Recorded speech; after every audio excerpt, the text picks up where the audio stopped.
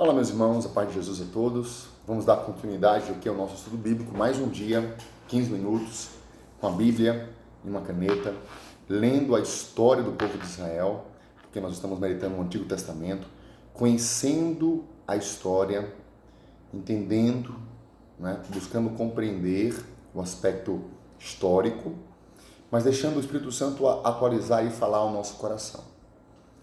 Estamos no capítulo 23 do 1 Samuel. E vimos no início que Davi, antes de partir para a guerra, consultou a Deus. Bonito perceber isso. Como Jesus, que sempre se colocava em oração para tomar grandes decisões. E eu e você temos feito isso?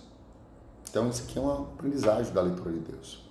Para isso, nós fazemos estudo bíblico. Vamos juntos? Em nome do Pai, do Filho e do Espírito Santo. Amém. Vinde, Espírito Santo, vinde por meio da poderosa intercessão do Imaculado Coração de Maria, vossa amadíssima esposa. Amém. Muito bem. Davi lutou contra os filisteus, venceu, estava na cidade de Seila. Versículo 7. Quando chegou a Saul a notícia de que Davi tinha entrado em Seila, ele disse: Deus o entregou às minhas mãos, porque caiu na armadilha entrando numa cidade de portas e ferrolhos. Saul então convocou todo o povo às armas para descer a Seila, depois cercou Davi e seus homens. Davi soube que era contra ele que Saul maquinava maus propósitos e disse ao sacerdote de Abiatar: traze o efode. Efode, como se fosse uma roupa, nós já vimos isso no livro Levítico, no livro dos Números, principalmente, Levítico, a roupa sacerdotal, que simbolizava a presença de Deus, enfim, trazia essa sacralidade. Davi disse: Yahvé, Deus de Israel, o teu servo ouviu dizer que Saul se prepara para vir a Seila e destruir a cidade por minha conta. Os notáveis de Seila me entregarão nas suas mãos? Saul descerá de fato, como entendeu o teu servo? Yahvé, Deus de Israel, faze-o saber a teu servo. E Deus falou com ele: descerá. Veja, mais uma vez Davi coloca-se em oração e questiona: olha, vai acontecer isso mesmo? Fiquei sabendo, é verdade? E Deus disse: descerá. Davi indagou: entregar-me-ão os notáveis de Seila a mim e aos meus homens nas mãos de Saul? Deus disse: entregarão. Gente, isso é muito bonito,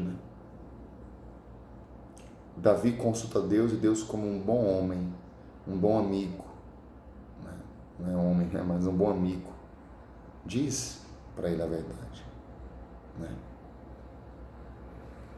Será que nós muitas vezes somos pegos de desprevenidos porque nós não consultamos a Deus? Não perguntamos ao Senhor se tal e tal situação que a gente intui vai acontecer, que a gente tem medo da resposta? Eu acho que sim. E versículo 13, então Davi partiu com seus habitantes, cerca de 600, com seus homens, cerca de 600. Saíram de Seila e andaram errantes. Informaram Saul que Davi escapara de Seila, e ele abandonou o plano. Davi permaneceu no deserto nas falésias, permaneceu na montanha no deserto de Zif.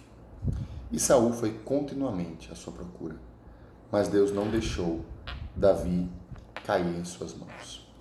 Veja que interessante esses versículos, Ele soube que Saul viria. Ele compreendeu que os habitantes, os donos da cidade, iriam entregá-lo, porque não queria que a cidade fosse destruída. E ele então perguntou a Deus: Senhor, de fato ele descerá? E Deus disse: sim. E os habitantes me entregarão? Sim. Ou seja, Davi sabia o que deveria fazer: fugir. Ele não precisou dar outra pergunta: e o que eu devo fazer? Porque ele sabia racionalmente o que ele deveria fazer: fugir. Meu querido irmão, aqui é algo muito concreto nas decisões. Perguntemos a Deus em oração. Deus há de nos falar. Supliquemos que Ele nos fale no nosso coração, nos nossos ouvidos, na nossa mente, na nossa razão, que Ele fale nos fatos, que que ele abre a porta daquilo que é a vontade dele, que ele fecha aquilo que não era a vontade dele, que ele fale no irmão, numa pregação, mas que ele fale conosco de maneira que a gente possa tomar a decisão correta e que a gente não tenha medo de ouvir a resposta de Deus, para que nós tenhamos a coragem de tomar a decisão correta. Versículo 15. Davi viu que Saul saía a campo para atentar contra a sua vida. Davi estava no deserto de Zif, em Oreza. Jonatas, filho de Saul, levantou-se e veio encontrar-se com Davi em Oreza e o confortou em nome de Deus. É um amigo que conforta em nome do Senhor. Disse-lhe: não temas, porque a mão de meu pai Saul não te atingirá. Tu reinarás sobre Israel, e eu serei o teu segundo. Até mesmo meu pai Saul bem sabe disso. Ambos concluíram um pacto diante de Yahvé. Davi ficou em Oreza e Jonatas voltou para sua casa. Então, há uma visita de Jonatas, um amigo, não é? Uma amizade linda. Aqui é um anúncio explícito da realeza de Davi. E Jonatas, que deveria ser o sucessor, reserva para si o segundo lugar. Né? Versículo 19. Algumas pessoas de Zif subiram a Gabaá para dizer a Saul: não está Davi escondido entre nós, nas falésias, em Oreza, na colina de Aquila, ao sul da estepe? Agora, pois, ó rei, quando quiseres descer, desce. A nós cabe entregar-o nas mãos do rei. Saul respondeu: sede benditos de Yahvé por teres piedade de mim, e depois assegurai-vos ainda, reconhecei e vede o lugar em que ele se encontra, que ele tem, pois disseram-me que ele é extremamente astuto. Investigai e reconhecei todos os esconderijos em que ele pode se refugiar, e quando estiveres bem seguros, vinde ver-me. Então irei convosco, e se ele estiver na região, eu perseguirei em todos os clãs de Judá. Bem, aqui nós vemos os bajuladores que entregam Davi ao rei, né? Acordos em vista da sua proteção pessoal, do dinheiro, enfim. Então, a traição, né? São os lobos, na realidade, os pastores, que ao invés de protegerem as ovelhas, abrem a porteira para as ovelhas serem mortas pelos lobos. E quantas vezes nós agimos assim? Quantas pessoas existem assim? Logo se puseram a caminho na direção de Zif, precedendo Saul. Mas Davi e seus homens estavam no deserto de Maom, na planície ao sul da estepe. Saul e seus homens partiram em sua busca, informaram Davi. Este desceu a rocha, Sela, né? E permaneceram no deserto de Maom. Saul ficou sabendo e perseguiu Davi no deserto de Maom. Saul marchava de um lado da montanha, Davi e seus homens estavam do outro lado da montanha. Davi se apressava para se afastar de Saul. Saul e seus homens queriam cercar Davi, e seus homens para capturá-los. Um mensageiro veio dizer a Saul: apressa-te, parte, pois os filisteus invadiram a terra. Saul parou então de perseguir Davi e marchou ao encontro dos filisteus. É por isso que se chamou esse lugar de Rocha das Hesitações. Então veja, o que acontece aqui? Olha, enquanto há problema interno, Saul perseguindo Davi, os inimigos vieram e invadiram Israel, né? Então acontece muitas vezes isso. Problema interno dentro de nossa casa, dentro da nossa comunidade, dentro da nossa igreja, dentro da nossa nação.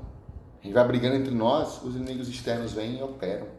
A gente vê muito isso aqui no Brasil, né? A gente vê uma briga danada internamente, não se unem pelo bem do nosso país. Então é uma divisão, uma discórdia, etc. E aí os de fora vêm e atacam, né? Como aconteceu isso aqui. Então para mim fica essa realidade do capítulo 23, fica a realidade da amizade de Jonatas e de Davi, fica a realidade de que Deus protege Davi das mãos de Saul, não deixa cair nas mãos de Saul, que está no início, aqui no versículo 14, E aqui no finalzinho a gente vê um povo que entrega Davi, né, ao rei, e o rei vai numa perseguição disparada. Então, para mim fica muito isso. Às vezes perdemos tempo com as brigas internas enquanto exteriormente as coisas, né, a gente não tem cuidado disso, né? Então, ter esse zelo, esse cuidado, resolver as coisas internamente no nosso coração, né? É claro que a grande briga, a batalha é internamente mesmo, em nós, entenda, contra o pecado. Mas às vezes as picuinhas da nossa casa e o inimigo vem de fora e quer tomar conta, né, da gente. Agora vamos aqui para o capítulo 24.